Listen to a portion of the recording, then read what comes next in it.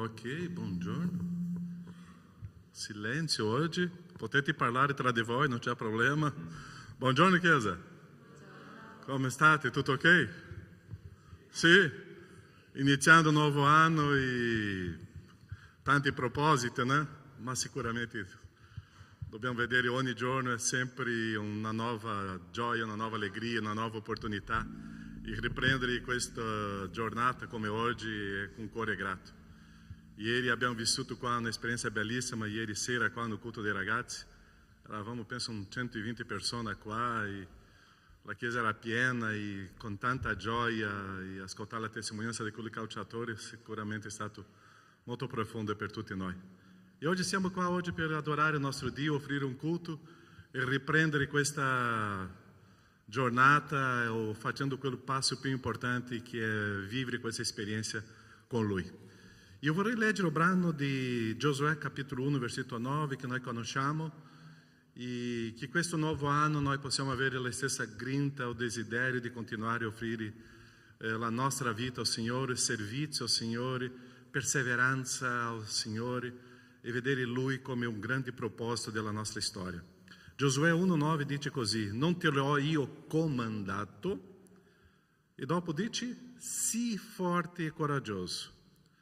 E quando dice questo sii forte e coraggioso significa che davanti a noi dobbiamo affrontare delle situazioni che abbiamo bisogno di coraggio, abbiamo bisogno di forza.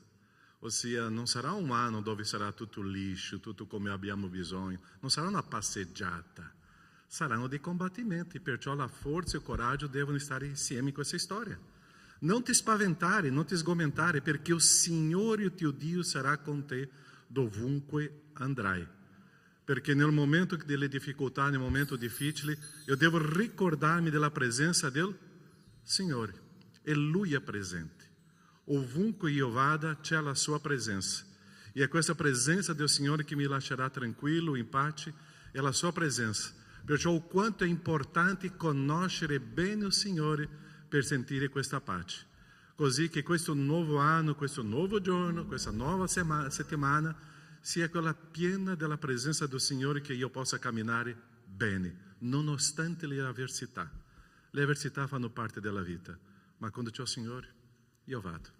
E che noi possiamo camminare in questo modo. Tu che sei a casa oggi, che questo culto tu possa vivere con intensità con il Signore. Preghiamo? Chiudi i tuoi occhi e cominciamo a pensare come sta la nostra vita con il Signore, o quanto io conosco con il Signore. E quando sono sereno è perché io ho fiducia in questo Dio. Io conosco questo Dio. Io ho un rapporto con Lui, una intimità con Lui, di un figlio con un padre. Io ho un rapporto con Lui che io lo conosco bene, che io posso avere sicurezza in Lui. Nostro Padre, ti ringraziamo. Abbiamo appena passato un periodo che abbiamo celebrato la nascita di Gesù. Emanuele, Dio in mezzo a noi. Abbiamo, Padre, riconosciuto il tuo grande amore dove tu hai inviato tuo figlio in terra a stare con noi. Era Dio, è Dio. E oggi, oh Padre, stiamo qua per celebrare il tuo nome. La stessa gioia, lo stesso entusiasmo, la stessa allegria, Padre, di vivere questo culto, Padre, con intensità con te. Ti ringraziamo, Padre, perché tu ci sei e questo ci lascia, Padre, molto bene, perché tu sei il nostro Dio, l'unico Dio.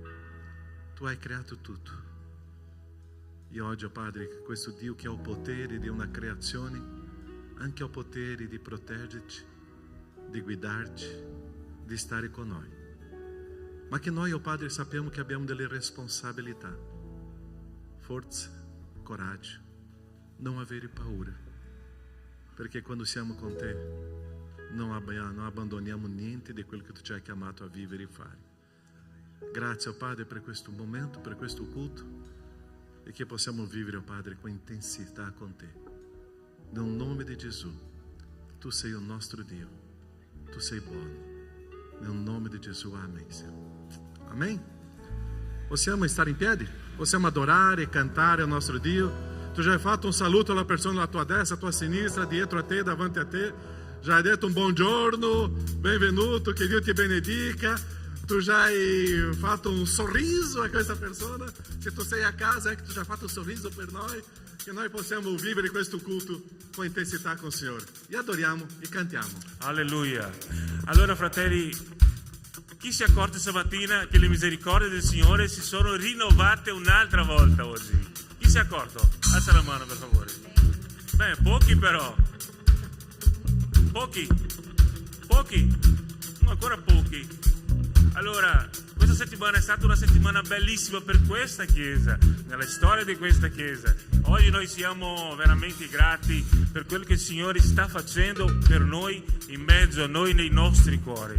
Allora, il mio invito stamattina è che tu lasci stare il mondo fuori. Adesso è il momento di chiudersi in quattro pareti. Solo adesso, pastore. Poi andiamo fuori a evangelizzare. Ma adesso tu sei in mezzo, in comunione col corpo di Cristo.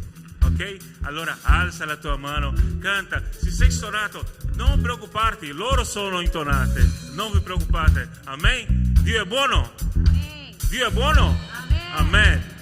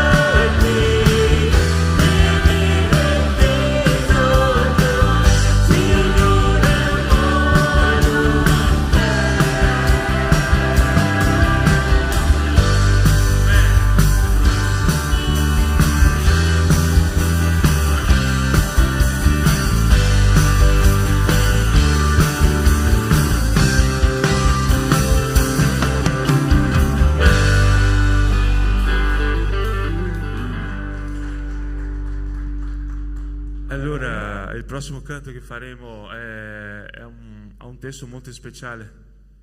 Potete anche suonare?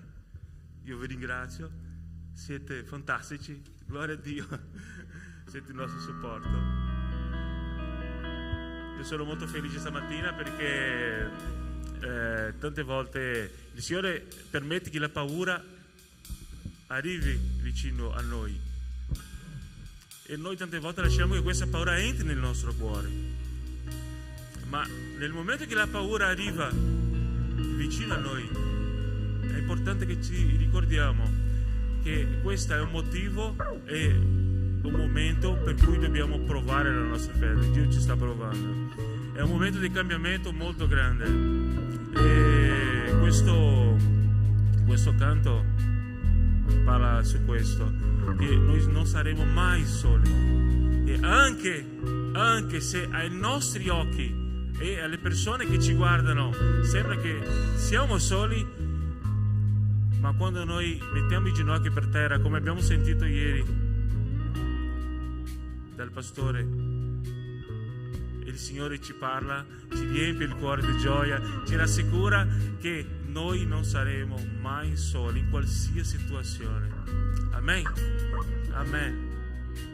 Io sono felice perché la Chiesa di Dio a Treviso non è sola e il popolo di Dio non è solo, perché noi abbiamo la sicurezza che, come ho detto prima, che le sue misericordie si rinnoveranno a noi in momento e Lui sarà con noi fino alla fine dell'età presente.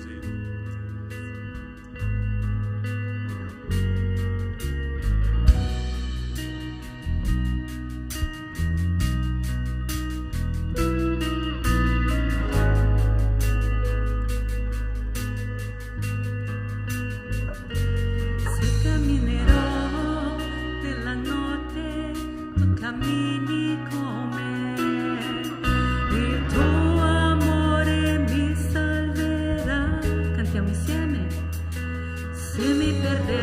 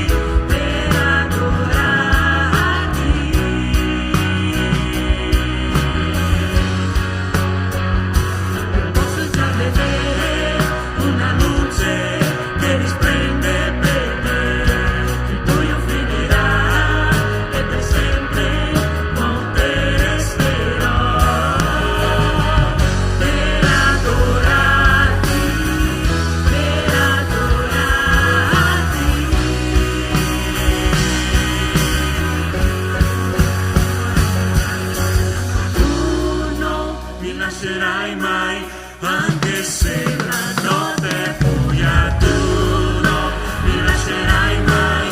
Quando il vento soffia forte, tu non mi lascerai mai, non mi lascerai mai.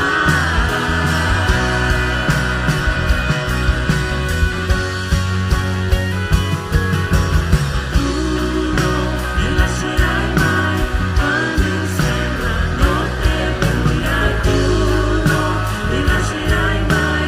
Quando il vento soffia forte, tu non mi lascerai mai, non mi lascerai mai.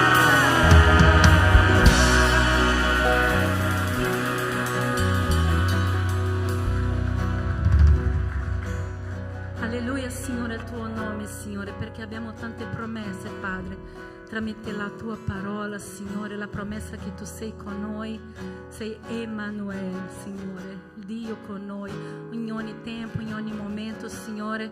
E a volte è vero, Padre, noi ci sentiamo soli, ci sentiamo a volte smarriti, Signore, ci sentiamo dimenticati, a volte anche per i nostri stessi simili, Signore, ma tu non ci lascerai mai, Signore, è una tua promessa tua e noi possiamo affidarci, Signore, alle tue promesse che sono sempre vere, Signore. Tu sei un Dio veritiero, Signore, noi confidiamo i nostri cuori a te, Signore, anche quando noi non siamo in grado e non ci sentiamo capaci, Signore.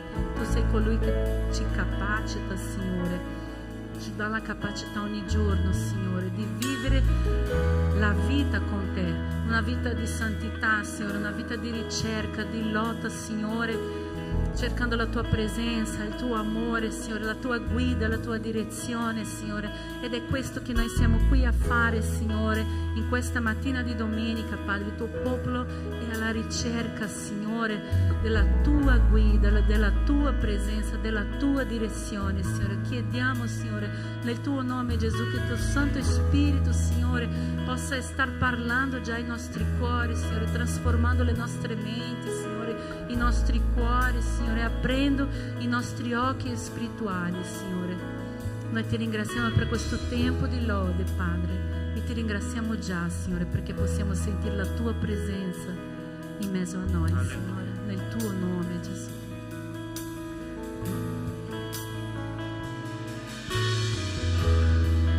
Non c'è nulla che sia pari a te, non c'è nulla che dia la speranza viva,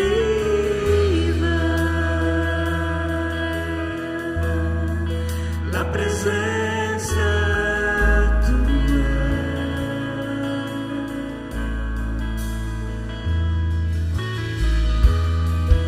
è solo con te, sento l'amore che porta la libertà e la vergogna vista, la presenza tua.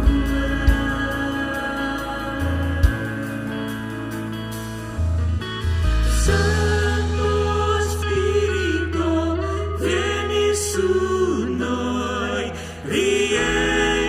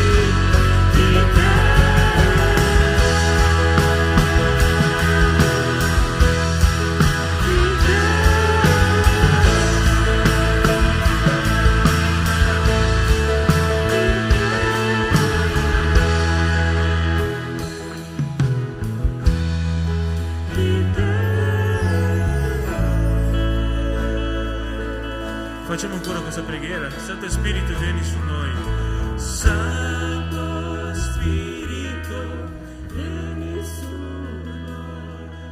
Riempi questa chiesa ai nostri. Nella tua gloria inondaci, Signore, con la tua presenza riempici di te.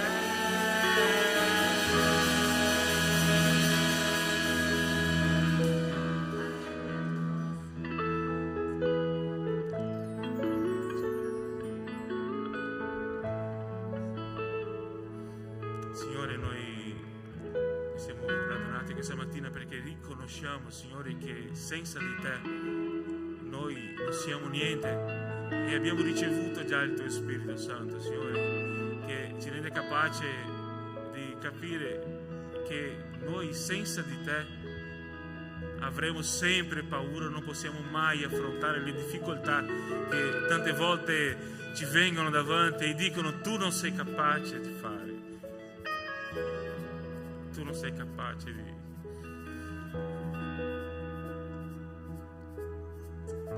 proseguire. La tua parola è fedele. La tua parola ti unisce di sicurezza,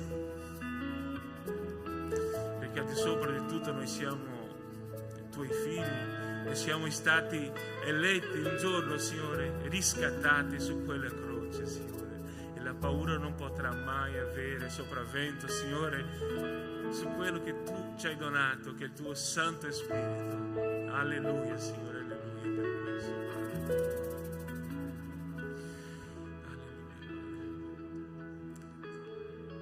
Santo Spirito, vieni su noi, riempi questa chiesa ai nostri.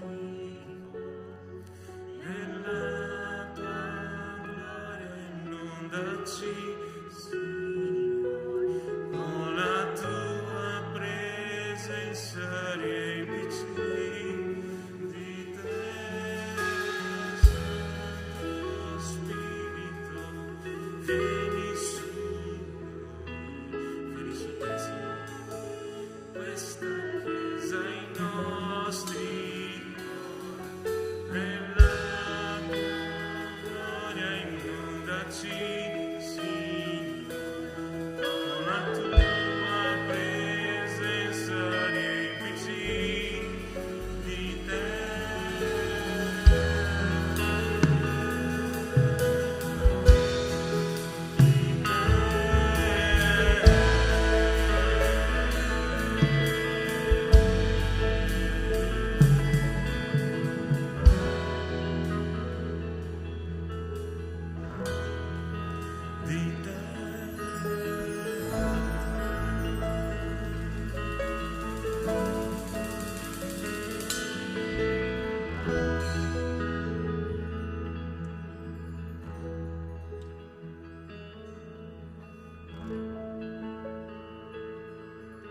Facciamo un bel applauso al nostro Dio, perché Lui è fedele e non ci lascerà mai, mai da soli. Amen. Amen.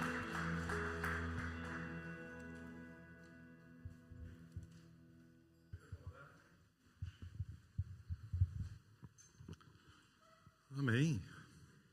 Possiamo continuare in preghiera? Io vorrei vivere questo momento adesso in preghiera perché abbiamo vissuto un venerdì meraviglioso, un sabato stupendo e oggi anche. Venerdì eravamo qua 61 membri della Chiesa, abbiamo pianificato, abbiamo sognato con la Chiesa e quanto è bello vedere la Chiesa in un solo spirito, programmando, pensando e abbiamo fatto tanti progetti. Eravamo un bellissimo gruppo. Ieri la Chiesa era piena, c'era il calciatore Baltasar, ha fatto la sua testimonianza molto intensa e la Chiesa tanti giovani. Io vorrei in questo momento pregare. Che tu cominci a pensare il nome di un giovane che sta in questa Chiesa, che sta si avvicinando. Preghiamo per questo giovane, per questo adolescente, questo preadolescente. Che tu possa ricordare anche di tanti progetti che abbiamo preparato venerdì. Quanto è bello vedere i ragazzi, i giovani, gli adolescenti sognando di evangelizzare l'Italia.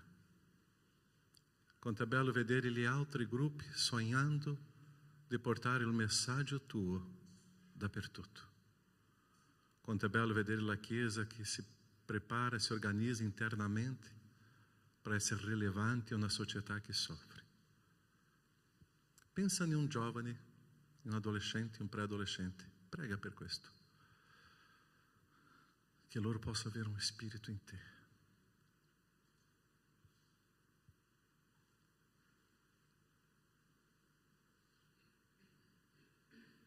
Ricordati di venerdì, di tanti progetti che abbiamo scritto lì, tante offerte che abbiamo consegnato al Signore.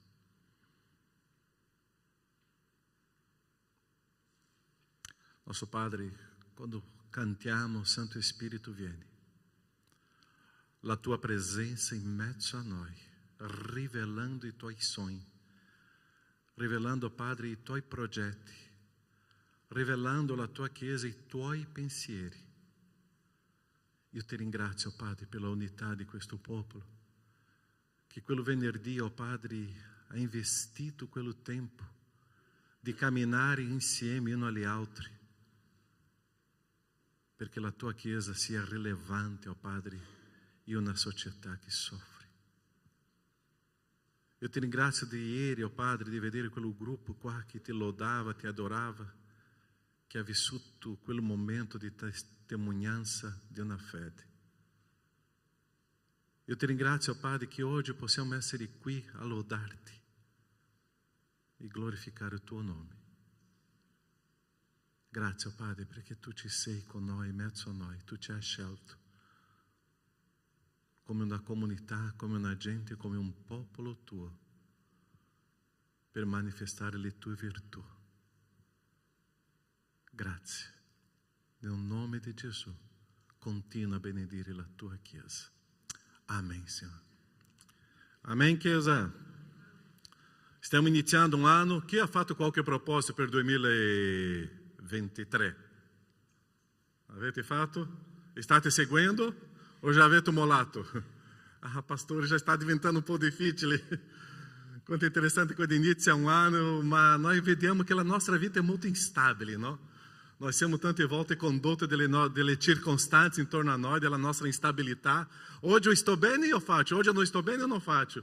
Oggi sto con un sorriso, sto benissimo. Oggi qualche notizia non è stata bella, viene la tristezza e io abbandono. La nostra instabilità è molto interessante. Ma io devo sapere che la nostra responsabilità deve avere un sopravvento, deve guidare la nostra vita. E quando eu so che ce l'ho una responsabilità, io non sono condotto dell'instabilità. Io sono condotto di quello che io ho preso, di quello che io ho deciso di vivere e fare. E questa è la nostra storia. E noi non dobbiamo essere una persona molto posso, non posso, sono, non sono. Io devo essere. E quando eu comincio a vedere devo essere, eu comincio a ricordare di Cristo Gesù che ha deciso, e il nostro Dio Padre ha deciso e ha fatto, ci ha creato, ci ha dato l'opportunità di una salvezza. Cristo è venuto in terra e nonostante tutte le circostanze che erano avverse, Cristo è andato fino alla croce e è morto per noi. Tanti tradimenti, ma Lui non ha mollato, non ha desistito. Perché c'era un obiettivo, c'era una responsabilità. Perciò la nostra salvezza è perché c'è una persona stabile, che era Gesù. E perciò che eu devo imparare con Lui. E perciò che eu devo imparare a camminare questo anno con decisione, con chiarezza, per avere delle conquiste. E quando eu parlo delle conquiste, eu não estou parlando econômica, eu estou parlando di vita, di stabilità di vita e avere delle conquiste delle persone oggi che soffrono e che noi possiamo portare alla presenza del Signore e che possano convertirsi. Io vorrei camminare questa mattina qua su un personaggio che noi conosciamo, un personaggio che la sua famiglia lo ha abbandonato, un personaggio che dopo si diventa uno degli uomini più grandi della storia, un personaggio che nonostante le difficoltà è stato sempre fedele al Signore. Come si chiama questo ragazzo? E era un ragazzo proprio. Come si chiamava? Giuseppe. Tutti dicono Giuseppe dell'Egitto. Ossia un ragazzino di 17 anni che è stato abbandonato, ma allo stesso tempo lui non abbandona una decisione sua, che era di glorificare il Signore. Quando noi leggiamo la storia di Giuseppe, io sto lasciando il gruppo Hori e anche a tanti gruppi della Chiesa, leggete la storia di Giuseppe all'inizio di questo anno. Perché io devo prendere questa storia per inserire nella mia vita. E questo ragazzo qua ci insegna delle cose molto interessanti. La vita non è sempre giusta ai nostri occhi. Noi siamo di quell'idea, se io faccio bene, io vorrei avere il bene. Se io cammino in modo giusto, io vorrei avere tutte le cose giuste. La vita non è così. E Giuseppe ci insegna questo. Noi dobbiamo sempre fare il migliore, non importa verso chi, non importa le circostanze della vita, io meglio devo fare. Io devo fare tutte le cose precise e chiare. Non sono le circostanze che amministrano le mie decisioni, ma la mia responsabilità. Così sono delle storie della vita di Giuseppe che io imparo. Io vedo quello ragazzino, non importa l'età, che era 17 anni, che stava crescendo, insegnando dei principi che noi con 61 anni dobbiamo imparare e crescere con questo ragazzino. Una volta in Brasile, io stavo in chiesa e è arrivato un adolescente, aveva 11-12 anni, e lui mi ha insegnato con una frase. Io ho detto, quanto è bello vedere gli adolescenti, un pré-adolescente che ci insegna dei principi che tante volte a noi è così. E questo ragazzo qua noi dobbiamo imparare.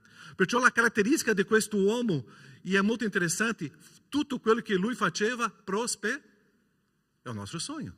Io vorrei finire il 2023 e tutto quello che io sto preparando, facendo, deve prosperare, è il nostro sogno. E lui era così. Lui c'è una frase che noi dobbiamo vedere dopo, diceva così, non posso peccare contro Dio. Lui, nonostante il tradimento dei suoi fratelli, non perdeva animo. Lui ha imparato a perdonare. Lui aveva un timore di Dio, lui aveva una sottomissione alle autorità e il Signore era sempre con lui. E è questo personaggio che noi vogliamo oggi camminare questa mattina, e noi dobbiamo imparare che la vita è piena di combattimenti, di guerra, ma io devo sapere che nelle lotte è lì che io devo creare le radici forti e essere fortificato. Perciò senza lotta non esiste radice di fede e senza lotta non esiste dimostrazione di integrità di vita. Giuseppe era un ragazzo integro. E noi dobbiamo sapere che le difficoltà della vita mi insegnano a essere integro. Io devo sapere che nei momenti difficili è lì che io devo mostrare il mio carattere. E questa storia che eu vorrei camminare con voi oggi, Giuseppe, o meglio, Genesi 39:3. O Signore faceva prosperare nelle sue mani. Genesi 39:3. Che cosa dice? Il padrone vide, che cosa lui vide? Che il Signore era con lui. E che il Signore gli faceva prosperare nelle mani tutto ciò che intraprendeva. Quando io leggo questo testo, ci sono delle parole molto interessanti qua. E queste prime parti là, il suo padrone vide. Che cosa lui vedeva? Il risultato. E lui vedeva che questo ragazzo, tutto quello che faceva, prosperava. E io vorrei finire questo anno 2023 dove la gente intorno a me possano dire: pastore, c'è qualcosa nella tua storia, nella tua vita che è interessante. Tutto quello che tu fai prospera. Tutto quello che tu fai va a un buon frutto. Io vorrei che questa chiesa sia riconosciuta non per una chiesa in sé, ma una chiesa dove la gente di fuori possa dire: c'è qualcosa speciale in mezzo a voi. Perché tanti dolori, tanta sofferenza, voi state sempre con gioia, con allegria, e tutto quello che voi state facendo sta prosperando. Ossia, la presenza del Signore è la cosa più importante che noi dobbiamo sentire nella nostra vita. Mi può mancare tutto, ma non può mancare la presenza del Signore nella nostra storia. Interessante percepire che il brano ci insegna che il Signore faceva prosperare. Quando c'era Baltasar ieri, ho conosciuto questo ragazzo con 40 anni fa, e io sempre vedevo che lui fisicamente non era un atleta. E lui era basso per essere un attaccante, e io mi ricordavo, eu não ero ancora convertito, e lui giocava in una squadra che era rivale della mia, e io guardavo quello ragazzo e io pensavo, ma come? Io mi sono convertito sapendo della sua storia con Gesù. Ho conosciuto lui questa settimana, dopo 40 anni. E ho chiesto a lui, delle prime domande che ho fatto a lui, Baltasar, qual è la tua altezza? E lui mi ha detto la sua altezza, ha detto, quasi come me. Come tu puoi essere un bravo attaccante quando tu non sei alto, tu non sei forte, tu non sei un Cristiano Ronaldo? Ma lui mi diceva, il Signore ha fatto tutto questo con me. E quando lui ha fatto la sua testimonianza ieri, era il Signore che faceva tutto con lui. E quando eu vedo Giuseppe, è il Signore che faceva tutto con questo ragazzo. Una delle cose più belle che eu vedo nella parola del Signore è che Dio prende le persone semplici e usa delle persone semplici per fare un grande progetto, un grande sogno. Quando tu ti senti una persona semplice, wow, Dio vuole usare la tua vita. O problema è che tanti di noi siamo stranieri e pensiamo, siamo stranieri, arriviamo na terra dove la gente non ti vede bene. No, è il Signore che vuole usare la tua vita, la tua storia, e tutto quello che tu farai deve prosperare. C'è una condizione qua. C'è la mia integrità di vita, c'è la mia intensità di camminata con il Signore, c'è il mio essere con il Signore. Quando il Signore è nella mia vita, Lui prende la mia semplicità e fa delle cose grandi. Chi si ricorda con chi erano gli apostoli di Gesù? Erano delle persone competenti agli occhi del mondo? Erano delle persone semplici. Se tu ti senti una persona semplice, Dio vuole usare la tua vita, la tua storia. E quando noi siamo nelle mani del Signore, il Signore comincia a usare la nostra vita, e questo grande Dio comincerà a usare la mia vita, e tutto quello che io farò prospererà. Io vorrei finire un anno in questa semplicità, ma che la gente possa dire, ma come? È il grande Dio. Perciò il nostro prosperare non caratterizza le nostre azioni, ma sì la caratteristica di Dio usando la nostra vita. È Dio che agisce tramite noi. Noi siamo dei grandi servitori. Perciò io vorrei finire questo anno dove la gente possa dire, tu hai fatto prosperare, tu hai arricchito perché tu avevi qualcosa in più. E questo è Dio. Perciò è la presenza del Signore con Giuseppe che ha cambiato la storia. E adesso vediamo delle caratteristiche di Giuseppe che portava a essere prospero. E il primo sta in Genesi 39:9. In questa casa egli stesso non è più grande di me, e nulla mi ha vietato se non te, perché sei sua moglie. Come dunque potrei fare questo gran male e peccare contro Dio? Se tu vuoi avere una vita integra, se tu vuoi prosperare nei tuoi atti, se tu vuoi camminare una vita con il Signore, questa frase è fondamentale. Io non posso peccare contro Dio. Io rendo conto della mia vita alle mie autorità. Io devo fare sempre, una volta al mese, un rendere conto della mia vita a delle persone che sono responsabili con me. Ma io non posso dimenticare, io devo rendere conto della mia vita, dei miei pensieri, del mio parlare, delle mie azioni al Signore. Perché il Signore sa tutto. Il Signore conosce tutto. Perciò questa frase deve essere la frase della nostra storia. Quando io comincio a avere un pensiero, devo pensare, il Signore desidera? Il Signore permette che io possa continuare a camminare così? Quando io comincio a avere delle azioni, delle decisioni, io devo pensare, questo gradirà al Signore o questo gradirà a me? Ossia, quando eu comincio a prendere le decisioni, è lì che eu devo stare decidendo com o Senhor ou não com o Senhor. Tante volte nós pensamos, viviamo una vita neutra. Non esiste questo. O la mia vita è con il Signore o non è con il Signore. O la mia vita è camminare con il Signore o non è camminare con il Signore? O la mia vita è decidere per quello che il Signore sogna e desidera, o la mia vita è decidere con quello che io desidero e sogno e sto progettando nella mia vita? Giuseppe era molto chiaro: io non posso peccare contro Dio. La mia vita è consacrata al Signore, le mie decisioni per il Signore, perciò io sono un servitore qua del Signore alla gente. Il mio pensare colpisce il Signore, il mio agire colpisce il Signore, perciò una vita prospera è una vita che tutto fa prospera, ma perché io non sto camminando nel peccato. La mia vita è una obbedienza al Signore in modo completo.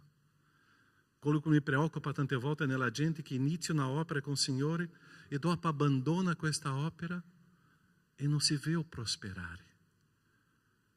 E vedere la gente che sta camminando con il Signore lascia tutto e la opera si ferma. Perché c'è qualcosa nella sua storia, nella sua vita che ha abbandonato e ha deciso di camminare con la propria testa e non con il Signore.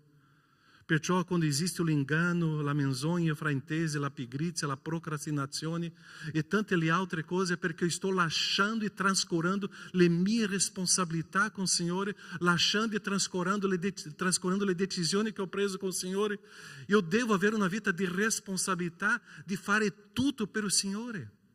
Quali sono le tue decisioni più importanti? C'è Dio? Cambiare un lavoro?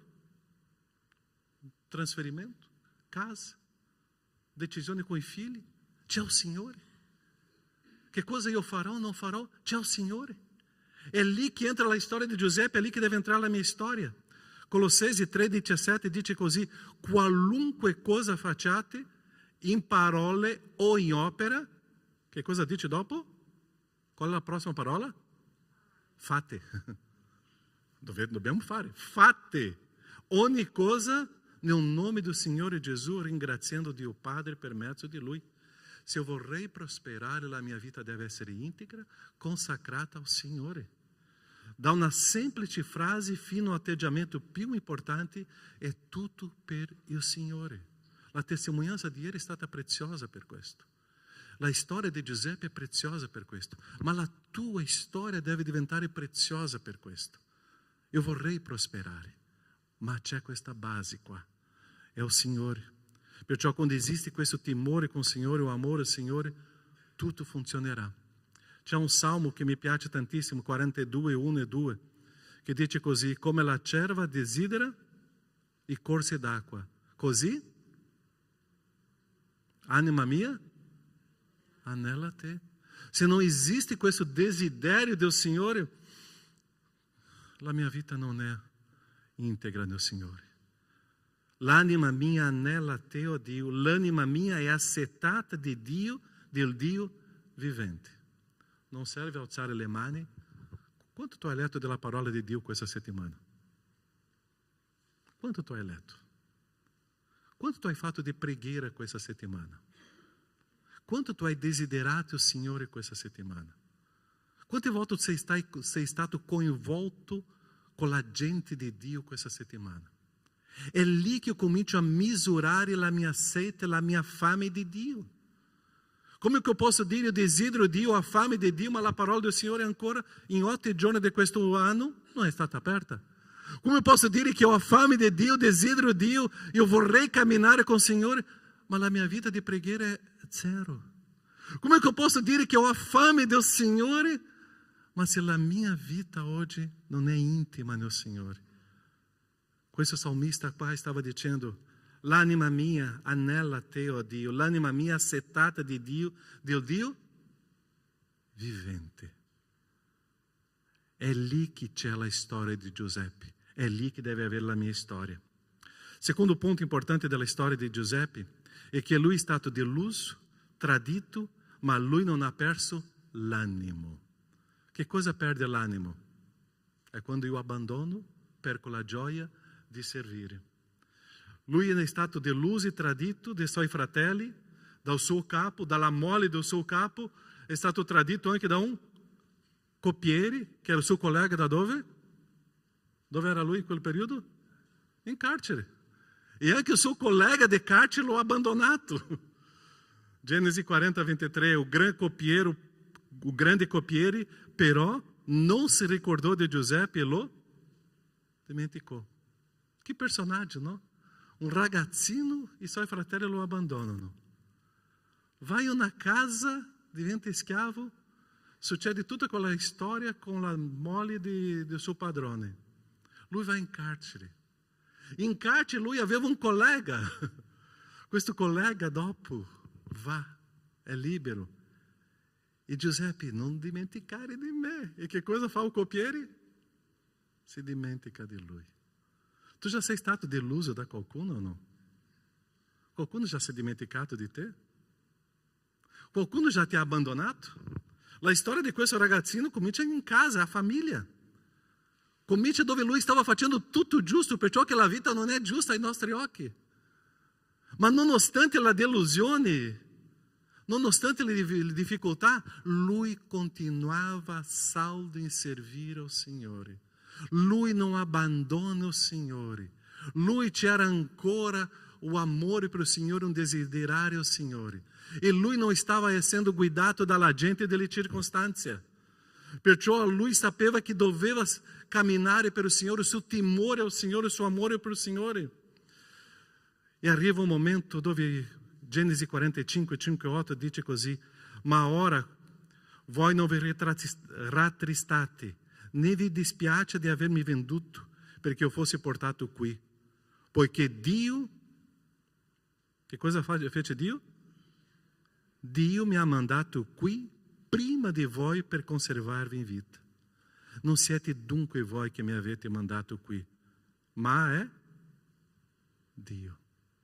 Che cosa ci insegna di questo? Dio è sovrano? Sì o no? Dio agisce nella nostra vita come Lui vuole? Sì? Quando ci sono le avversità e delle situazioni difficili, c'è la mano di Dio? Sì o no? C'è. Dio permette di certe situazioni e circostanze nella nostra vita? Sì. Giuseppe sapeva di questo. E nonostante questa sofferenza con i suoi fratelli, non siete dunque voi che mi avete mandato qui, ma è Dio. Ossia, eu devo vedere Dio oltre il problema. Eu devo vedere Dio oltre le situazioni che stanno succedendo. Perciò la storia di Giuseppe ci insegna che nonostante c'è un Dio. Io non posso essere deluso con Dio, perché non sono io il centro della storia. Quando eu comincio a abbandonare, il mio problema è con Dio. Il mio problema non è con la gente, il mio problema è con Dio. E tante volte eu comincio a creare un problema, ma il mio problema non è restaurato con la persona di Dio. Quando eu ce l'ho questa intimità, questa camminata con il Signore, non importa quello che i miei fratelli hanno fatto. Io lo so che Dio ha permesso questo. Il problema è che i nostri occhi vedono le cose adesso. E Dio ti sta preparando per qualcosa nel futuro. Giuseppe, mentre era nella sua terra con la sua gente, lui non poteva immaginare che un giorno lui diventasse il grande Giuseppe. Nonostante che ha avuto dei due sogni molto interessanti, ma lui, potendo immaginare diventare il grande Giuseppe, tante volte noi non riusciamo a immaginare quello che Dio sta preparando per noi. E le avversità della vita è una preparazione per qualcosa grande per noi. Le difficoltà della vita è una preparazione per un futuro. Quando questa settimana scorsa Medea mi ha inviato un messaggino dicendo come era la nostra situazione economica della Chiesa, cari, io non sapevo se piangevo, se facevo una risata, se io cominciavo a correre dentro di casa, perché abbiamo vissuto gli ultimi 6 mesi molto difficili. Scusa, 6 mesi fa un momento molto difficile, ma negli ultimi 6 mesi Dio ha manifestato la sua grazia, misericordia, il suo amore per noi. E quando lei ha scritto, Pastore Caio, abbiamo questa situazione economica. Wow! Abbiamo avuto delle avversità? Sì. Difficili? Sì. Il Signore era con noi? Sì. Il Signore ha permesso? Sì. Il Signore ha continuato con il suo popolo, la sua gente? Sì. E quando abbiamo visto il risultato, abbiamo visto, é o Signore che è con noi. Io non posso abbandonare le situazioni per le avversità, le difficoltà. Eu devo vedere il Signore. In nessun momento vediamo Giuseppe se lamentando. In nessun momento vediamo Giuseppe se lamentando contro le situazioni della vita. Vediamo un ragazzo che stava celebrando il Signore, pronto a continuare a servire e fare o meglio per il Signore. In nessun momento Giuseppe se lamenta delle persone.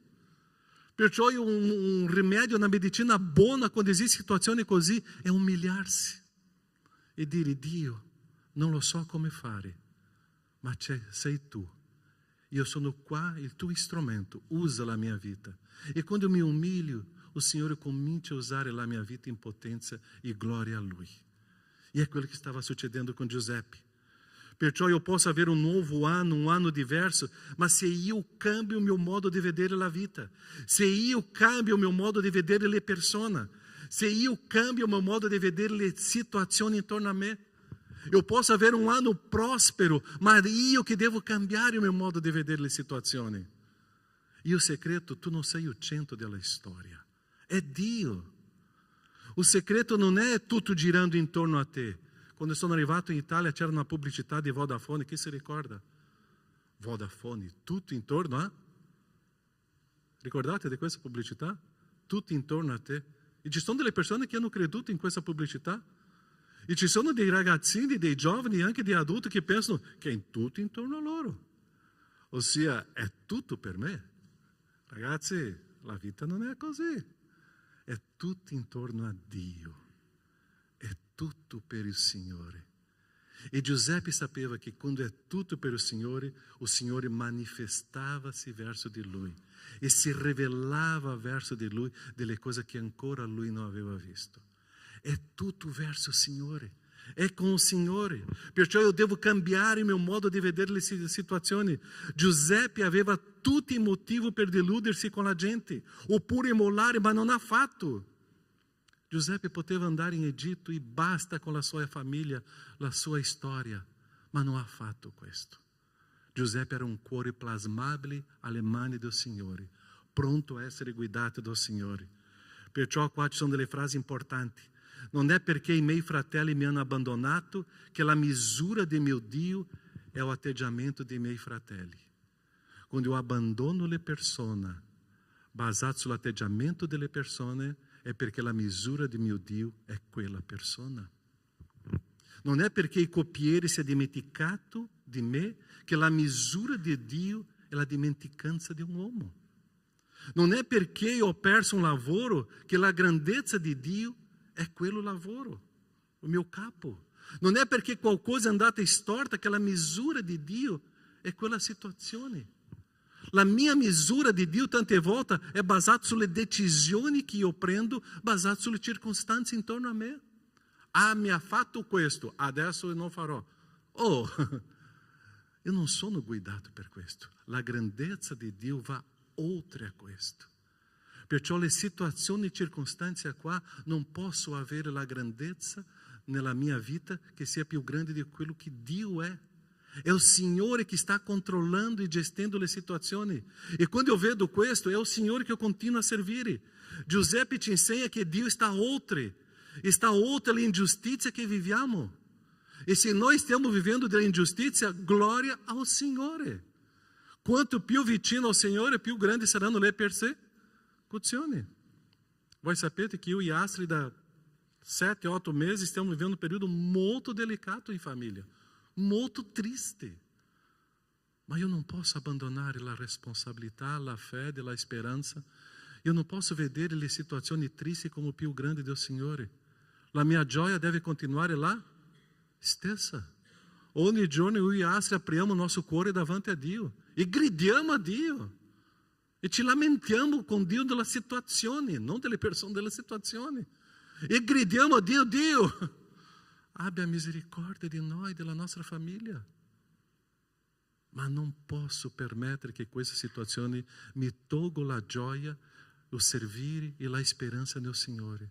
Il Signore è molto più grande di questo. E è questo che Giuseppe ci insegna. E dopo andiamo qua in un altro punto importante della storia. E questo punto è quella predica che dobbiamo fare 3-4 volte all'anno. Genesi 45:8. Non siete dunque voi che mi avete mandato qui, ma è Dio. Genesi 50:21. Ora dunque non temete, io provvederò al sostentamento per voi e i vostri figli. Così li confortò e parlò al loro cuore. Che cosa manifesta Giuseppe adesso con i suoi fratelli?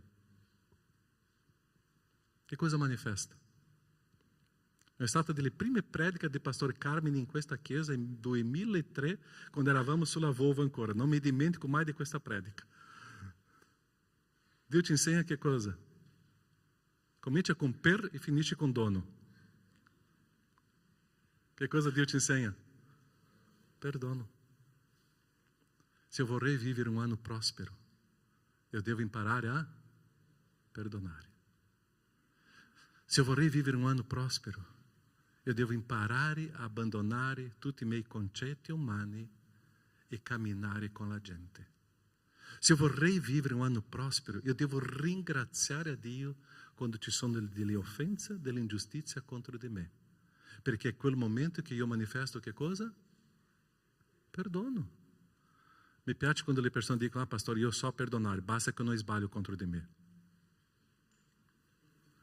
Eu só posso perdonare quando la gente sbaglia. Se la gente non sbaglia, perché eu devo perdonare?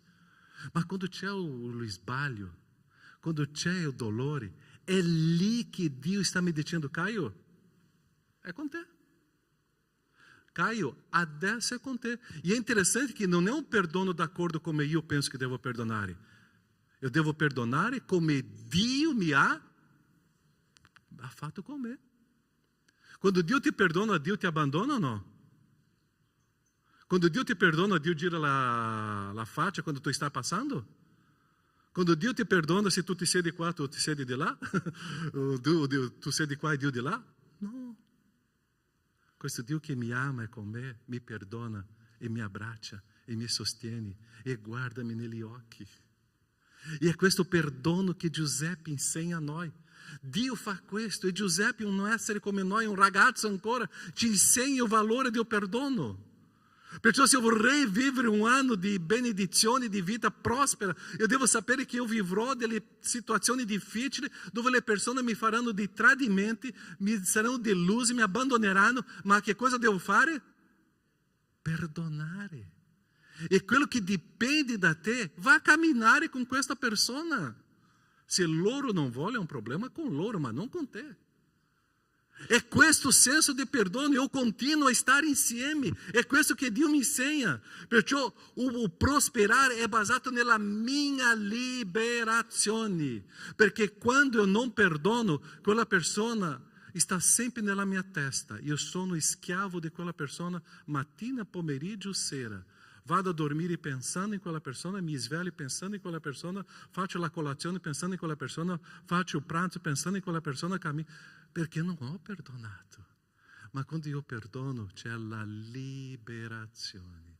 E quando io vedo quella persona, wow, è prezioso. Dio mi insegna questo. Giuseppe mi insegna questo. La parola mi insegna questo.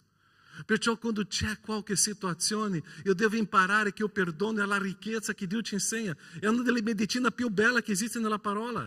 Perciò prosperare è dare valore alle persone che lavorano con noi. Prosperare è camminare con le persone che hanno sbagliato con me. Prosperare non è difendere la mia vita, è difendere quelli che hanno sbagliato con me. Se eu vorrei vivere un anno prospero e prosperare alla fine dell'anno, io devo inserire questa storia nella mia vita. Io devo perdonare. E una cosa che mi piace tanto nella storia di Giuseppe è quando finisce questa storia di riconciliazione con i suoi fratelli, lui dice una frase dopo. Chi ha la mamma che ha più di 2 o 3 figli qua? Alza la mano. Una mamma che ha più di 2 o 3 figli. Ok. L'altra mano, Io penso che questa frase voi come mamma già avete detto tantissime volte. Qual è la frase? Avanti.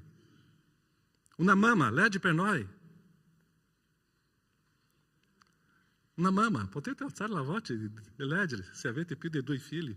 Sicuramente avete detto a casa tante volte questa frase. Potete dire in chiesa adesso. Anche con 2 figli, esatto. Tu já hai detto questa frase? Legge per noi. Miei figli, basta di litigare tra di voi. Miei figli, riconciliate. Già avete fatto questo con i vostri figli? Sì o no? Mi ricordo della mia mamma e del mio papà. Perché litigatevi? Giuseppe sembra adesso una mamma in questa storia. Giuseppe, dopo che i fratelli vanno via, dice: non ci sanno dunque il viaggio delle liti tra di voi.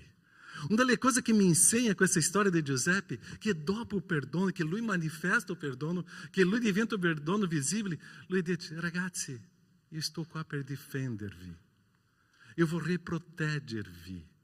Io vorrei manifestare la mia vita nella vostra storia, io vorrei camminare con voi, perciò sto difendendo la vostra vita. Se io ce l'ho un problema con una persona e ho perdonato quella persona, adesso comincio a difendere quella persona. Io non sto qua per criticare e uccidere nessuno. Io non sto qua per ammassare e abbandonare nessuno. Io sto qua per difendere la gente, il popolo di Dio. L'unico che viene per ammassare, rubare e distruggere è il diavolo. Ma quando sono un cristiano che manifesto questo, wow, io manifesto questo perdono di Dio in difesa del popolo di Dio. Se io vorrei prosperare, queste frasi fanno parte della mia storia.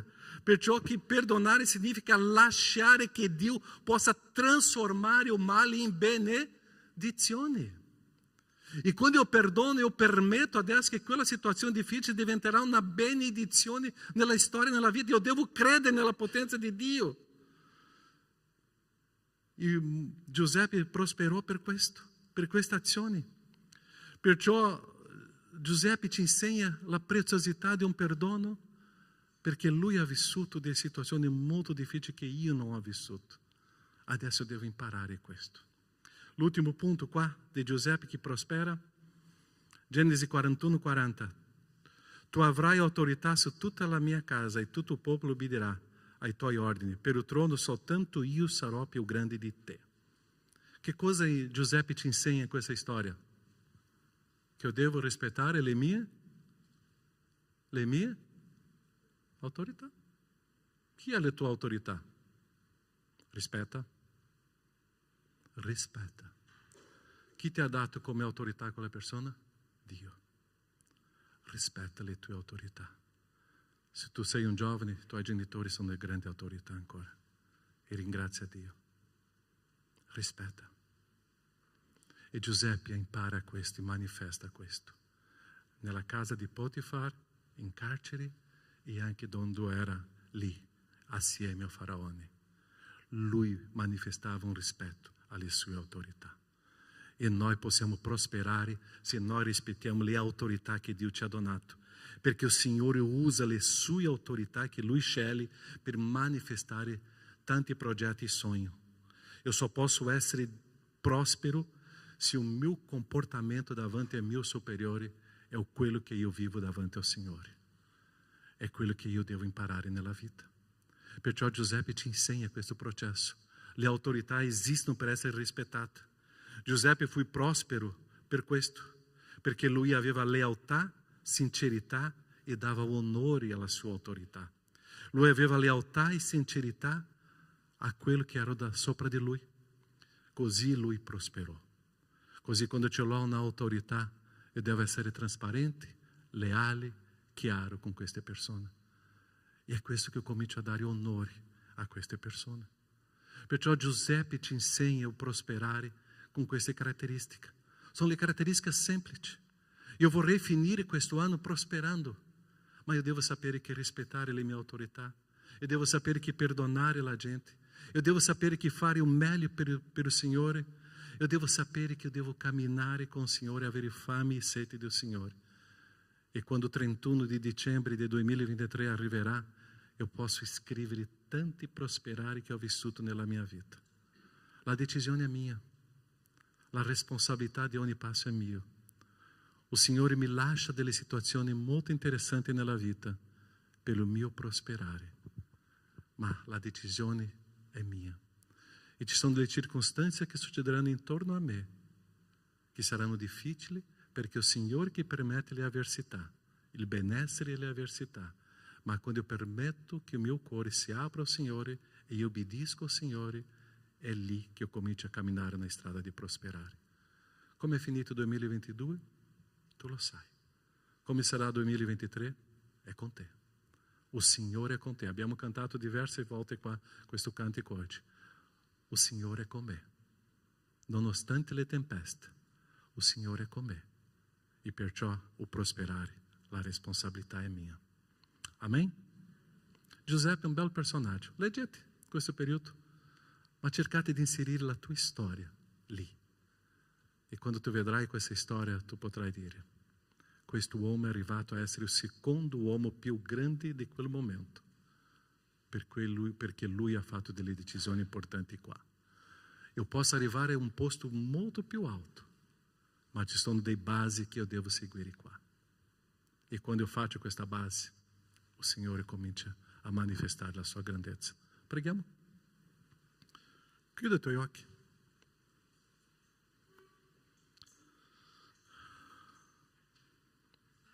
C'è qualcosa nella tua vita oggi che tu devi cambiare? C'è qualche punto debole? C'è qualche area della tua vita che tu non riesci a vedere in questa storia di Giuseppe? Andare in carcere per una ingiustizia? Perdere una situazione per una ingiustizia? E continuare a essere un prigioniero bravo, competente. Nonostante che la mia famiglia mi abbandona, mi tradisce, voleva uccidermi.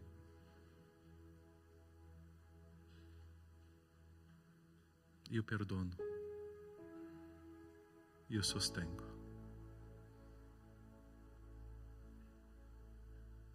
La mia famiglia è il popolo di Dio, la Chiesa di Dio.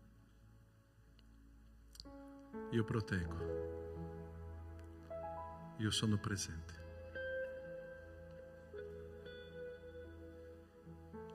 Qualsiasi autorità che Giuseppe aveva, lui dava onore.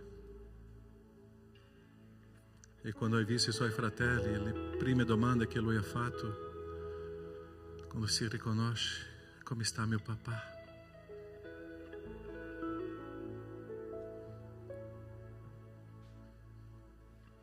Ci sono delle autorità che Dio ci ha donato.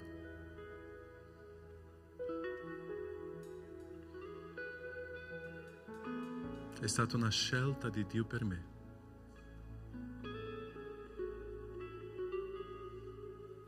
E ti ringrazio, Padre, perché quando leggiamo quello che Gesù fece, quando leggiamo la tua parola, percepiamo delle ricchezze dei tuoi insegnamenti.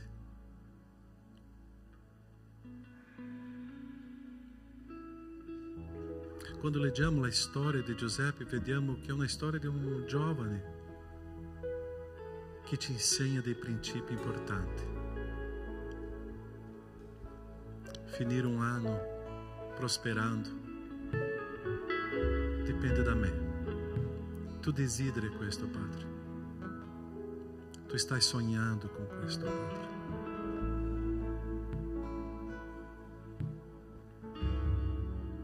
Io ti chiedo, Padre, che questa Chiesa possa prosperare, essere rilevante in questa società, ma che sia una Chiesa dipendente da te, vivendo il meglio per te, servendo con qualità. Che la gente qua, oh Padre, possa imparare che succederanno dei litigi, ma è lì che c'è il perdono e è lì che c'è la protezione alle persone che hanno sbagliato.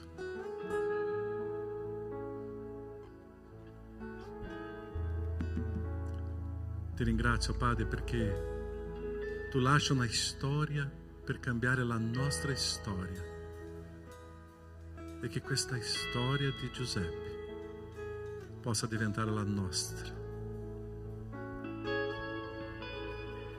e che possiamo assorbire tutta questa situazione di Giuseppe e vivere, oh Padre, con una piena libertà.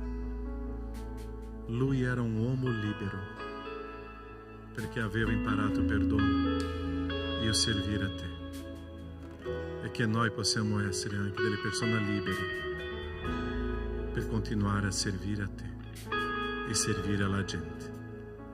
Nel nome di Gesù. Amen, Signore. Amen. Un 2023 prospero nel Signore per tutti noi. E noi staremo adesso celebrando la cena del Signore. Un prosperare perché c'è un Gesù sulla croce che è morto, che è il nostro sacrificio, che ha versato un sangue per noi. Un prosperare perché c'è Cristo che ha preso tutti i nostri peccati. Lui non ha peccato, ma si è fatto peccato per noi. E adesso noi possiamo celebrare e ricordare quando prendiamo il pane e il calice, e possiamo ricordare il sacrificio di Cristo. Noi staremo adesso prendendo il pane e il calice e staremo ringraziando il Signore e staremo celebrando. E questo momento della cena del Signore è per tutti quelli che credono. Tante volte le persone, pastore, non sto bene con questa situazione. Io dico, che cosa è più importante, la situazione o è Gesù nella tua vita?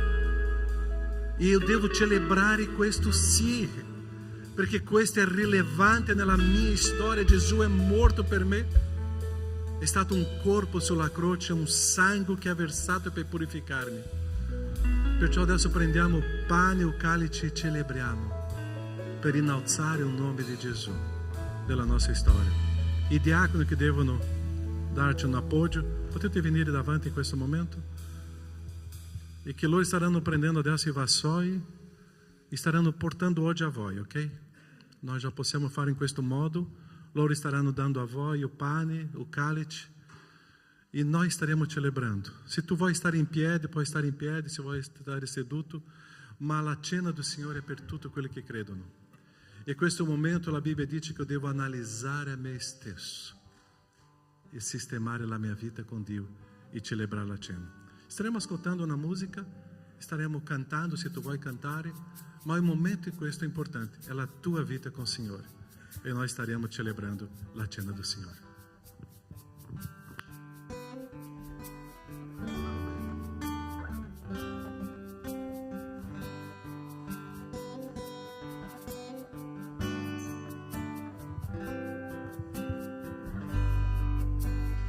Grazie per la croce,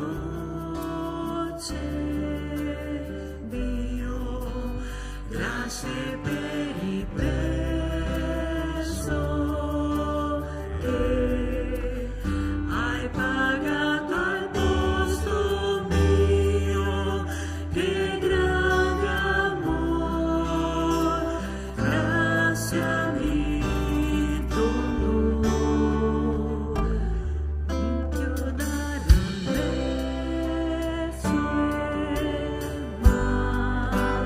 Con amor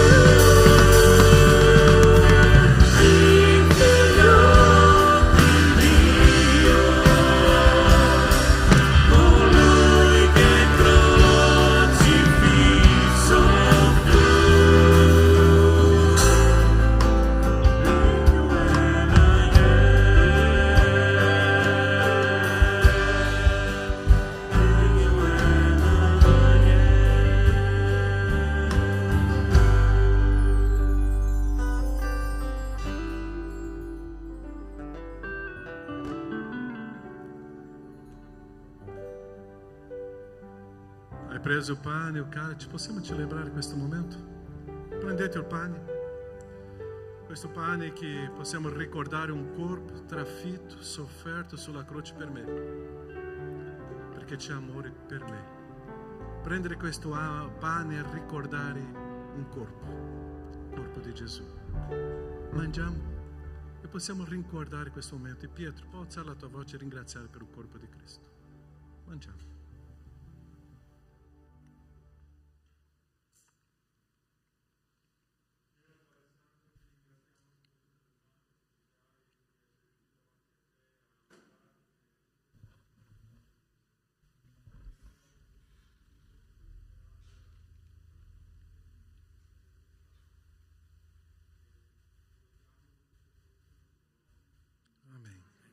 Possiamo prendere il calice e ricordiamo adesso un sangue che ci ha purificato. Il peccato non c'è più in noi, c'è il perdono.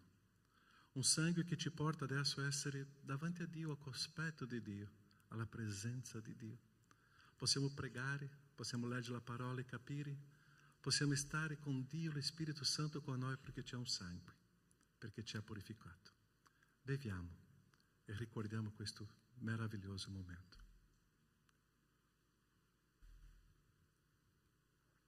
Grazie al Padre per un sangue, ci ha purificato.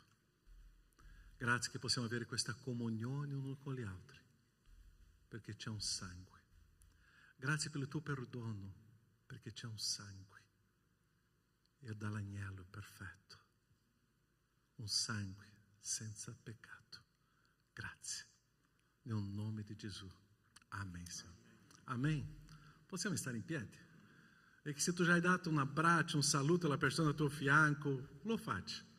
O fa un sorriso alla persona, perché il momento della cena del Signore è celebrare con la Chiesa del Signore. Che Dio ti benedica e che possiamo celebrare questo momento con tanta gioia al nostro Dio. Amen? E staremo adesso celebrando con le offerte, le decime. È un momento di consacrazione e che possiamo fare questo con gioia.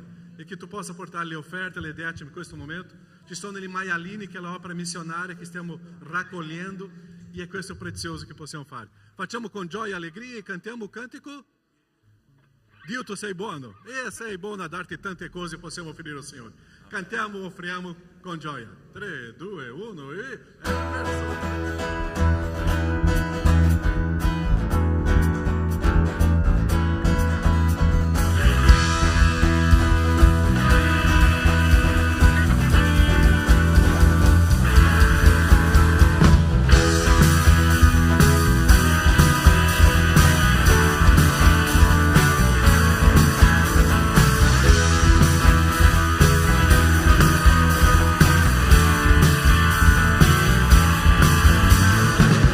Tu sei buono e la tua grazia dura per sempre. Dio, tu sei buono e la tua grazia dura per sempre. Gente di ogni nazione e tribù, generazioni che vivono per lodare te. Alleluia, alleluia, alleluia. Lodiamo te, perché tu sei.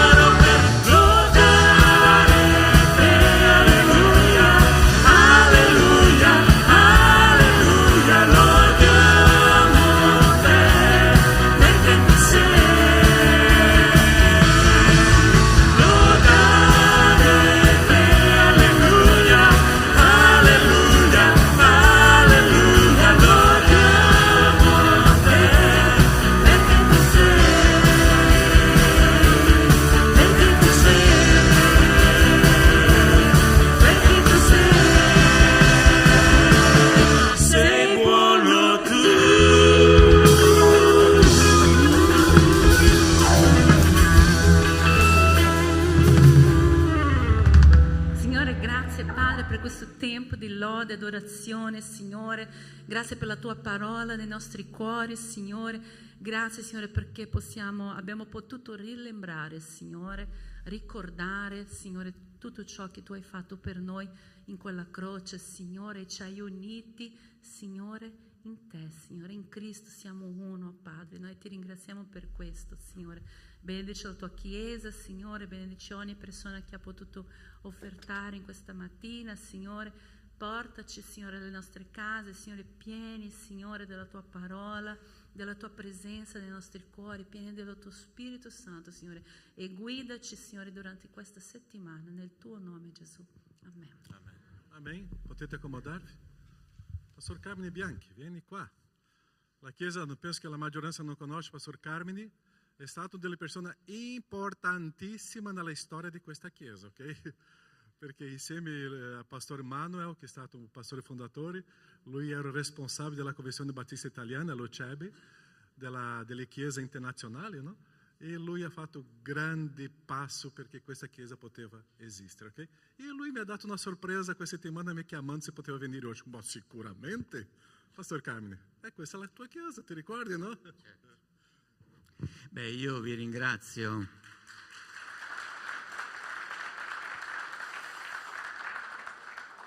Sono io che ringrazio voi perché non potete capire quanto sia importante per un pastore partecipare a un culto e ascoltare una predicazione. È veramente una soddisfazione, una gioia essere qui in mezzo a voi, ma grazie a Caio che questa mattina mi ha riempito il cuore, mi ha fatto ricordare veramente che saranno 8 anni, non ci vediamo 9 anni, più o meno sì, 8-9 anni che non ci vediamo perché sono pastore a Firenze. E come è importante, diciamo, ricordare queste cose che il pastore ha detto stamattina. Sono stati 8 anni di sofferenza anche per me, di gioia, ma tante sofferenze che mi hanno fatto crescere e io sono grato al Signore per questa crescita nel dolore, ma anche nella fedeltà del Signore verso di me, che mi ha permesso questa mattina di essere qui con voi e continuare a lodarlo insieme a voi. Bene, io vi porto anche i saluti del comitato esecutivo dell'UCEBI, io sono un membro di questo comitato, fratelli e sorelle che a livello nazionale servono le chiese e che quindi diciamo il Presidente mi ha incaricato di salutarvi veramente con tanto affetto. Che il Signore vi benedica il vostro ministero e vi aiuti a progredire nella fede e nel dare gloria a Lui, perché questa è l'unica cosa che dobbiamo fare. Amen.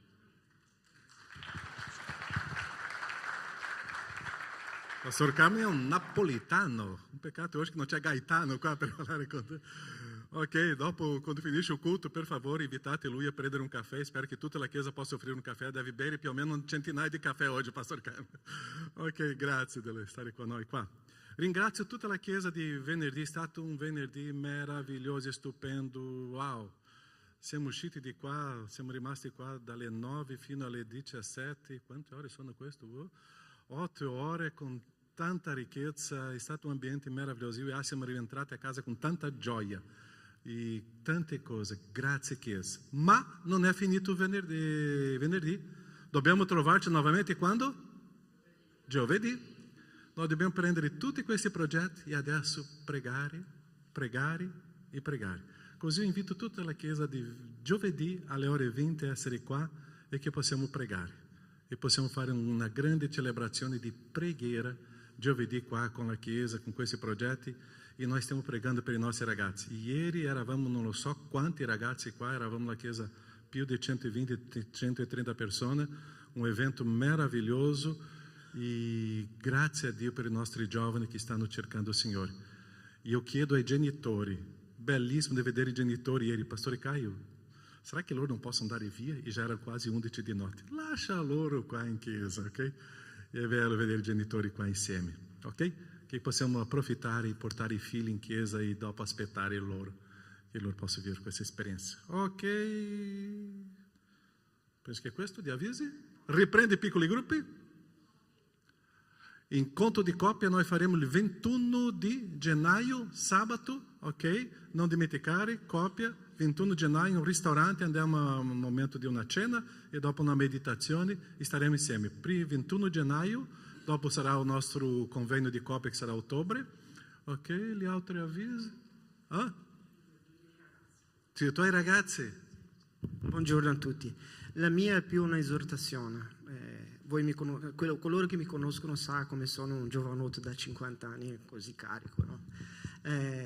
Volevo chiedervi l'incoraggiamento, perché abbiamo una piccola scuola che sto cercando di donare ciò che Dio mi ha donato, no? E abbiamo ben due donne e 3 ragazzi giovanotto che stanno imparando la parte ritmica, cioè percussione e batteria. Loro hanno fatto un passo da giganti, sono 2 mesi solo. E vedo queste due adulte che stanno già sedendo nella batteria e facendo delle cose meravigliose. Ciò che ha detto Pastore Caio, noi abbiamo vissuto un miracolo venerdì, no?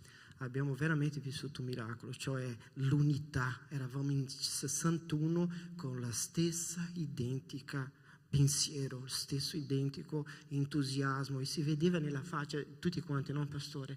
Non avevamo più voglia di andare via, però è appena cominciato. Noi vediamo il culto qua, è meraviglioso condividere il culto, però il culto è il risultato di ciò che viviamo durante la settimana. Quindi dammoci da fare, mettiamo il nostro cuore rivolto al Signore, lasciamo che lo Spirito ci dia una direzione giusta e lo facciamo insieme, che è molto meno faticoso. Amen. Amém. Não é finito o culto. Leonardo, quase stavo dimenticando. Grazie che sei alzato. Leonardo, sei stato un campeggio no Intercamp l'altra settimana, l'anno scorso, no? E lui vuole dare una testimonianza oggi. Grazie che sei venuto. L'esperienza del campeggio dei preadolescenti, provata già per la seconda volta, è stata esattamente perfetta come quella di settembre. Ma purtroppo con compagni di squadra, stanza, amici diversi. Vorrei parlare sia delle squadre come i Rudolph, le zanne bianche di Tia, le Bugs Lepri, i Pokémon, le Firefoxes e i Pinguino Nice, che si sono combattute e giocate le loro armi migliori, ma i Rudolph sono riusciti a staccarsi dagli altri e vincere. Questo campeggio mi ha fatto avvicinare al Signore e ho imparato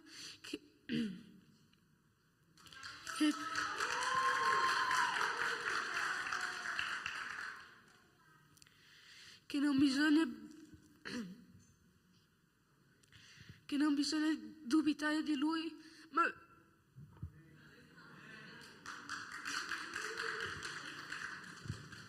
Dio ti ama. Tranquillo, stai tranquillo.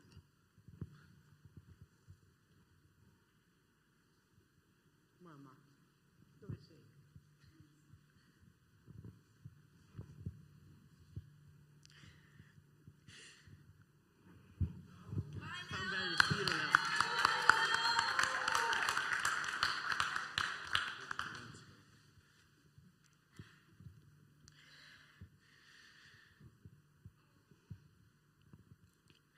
ma vedere con gli occhi del Signore come Luca 8:33-55. Amen. Vieni qua. Emerson, prega per lui. Sia il nostro Dio, Padre, noi vogliamo renderti gloria, Padre, onore e maestà, Padre. Non possiamo non vedere le tue mani sulla nostra Chiesa, Padre. Grazie perché ci vedi dentro, Dio, e questo è il miracolo vivente qui davanti a noi, Padre. Ciò che facciamo davanti agli occhi umani, Padre, non servono quasi a nulla, ma è grazie a Dio perché ci vede dentro, Padre. Io chiedo veramente grazie per la vita di Leonardo, Padre, la sua famiglia, Padre. Grazie perché Dio sta lavorando in mezzo ai nostri ragazzi, Padre. Grazie per i nostri pastori, per ogni ministero, Padre. E darci, Padre, la misura giusta in ciò che facciamo qui a Treviso e ovunque andiamo, Padre. È nel nome di Gesù che chiedo. Amen. Amém. Ok. Tu che sei con noi la prima e seconda volta, grazie, che Dio ti benedica e sempre vivendo questa ricchezza della parola di Dio e prosperando in questo anno. Buona settimana, buona domenica, ciao!